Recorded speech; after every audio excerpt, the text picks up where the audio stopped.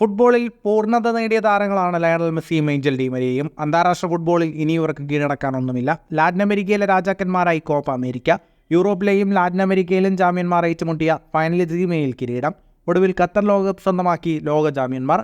2008 Argentina Olympics ചാമ്പ്യന്മാരായപ്പോൾ ആ ടീമിലും മെസ്സിയും ഡി മരിയയും സഹതാരങ്ങളായിരുന്നു. മാത്രമല്ല, ഈ ഫൈനലുകളിലെല്ലാം ഗോൾ നേടിയ ഏക താരവും ഡി മരിയയാണ്. മെസ്സിയുടെ ഭാഗ്യതാരമായ ഡി മരിയ കോപ്പ അമേരിക്കയോടെ അന്താരാഷ്ട്ര ഫുട്ബോളിനോട് വിട പറയുകയാണ്. ഇതുകൊണ്ട് തന്നെ ഈ കോപ്പ ഡി മരിയയ്ക്കായി സ്വന്തമാക്കണമെന്നാണ് മെസ്സി സഹതാരങ്ങളോട് ആവശ്യപ്പെട്ടിരിക്കുന്നത്. സെമിഫൈനലിന് മുൻപായുള്ള ടീം മീറ്റിംഗിൽ സംസാരിക്കവേ മെസ്സി പറഞ്ഞത് ഇങ്ങനെയായിരുന്നു: ഡി മരിയയ്ക്ക് വേണ്ടി ഈ കിരീടം നമുക്ക് നേടിയേ തീരൂ. ടീം മീറ്റിംഗിനിരുന്ന മരിയയെ മെസ്സി ചേർത്ത് പിടിച്ചു. മിക്കപ്പോഴും മെസ്സിയുടെ നിഴലിലൊതുങ്ങിപ്പോയ കരിയറാണ് മരിയയുടേത്.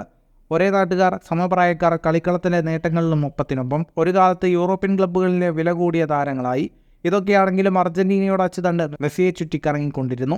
അതിനൊപ്പം കറങ്ങുകയല്ലാതെ മരിയയ്ക്കും വേറെ വഴിയുണ്ടായിരുന്നില്ല. 2007 യൂത്ത് ലോകകപ്പിലാണ് മരിയയുടെ തുടക്കം. ആ കിരീടത്തിന് ശേഷം അർജന്റീന നേടിയ എല്ലാ കിരീടങ്ങളിലും കീടനഷ്ടങ്ങളിലും മെസ്സിക്കൊപ്പം മരിയയുമുണ്ട്. അർജന്റീനയ്ക്കായി ഏറ്റവും അധികം മത്സരങ്ങൾ കളിച്ച താരങ്ങളിൽ ഒരാളാണ് മരിയ. അർജന്റീനയുടെ അന്താരാഷ്ട്ര ഗോൾ നേട്ടങ്ങളിൽ 6ാം സ്ഥാനമുണ്ട് ആരാധകരുടെ സ്വന്തം വിജയമാലാഖയ്ക്ക്. അന്താരാഷ്ട്ര ഫുട്ബോളിൽ നിന്ന് വിരമിച്ചാലും ക്ലബ് ഫുട്ബോളിൽ തുടരുമെന്ന് ഡി മരിയ വ്യക്തമാക്കിയിട്ടുണ്ട്. ഫുട്ബോൾ ലോകത്തെ കൂടുതൽ വാർത്തകൾക്കും വിശേഷങ്ങൾക്കുമായി സ്പോർട്സ് കഫേ ഇപ്പോൾ തന്നെ സബ്സ്ക്രൈബ് ചെയ്യുക.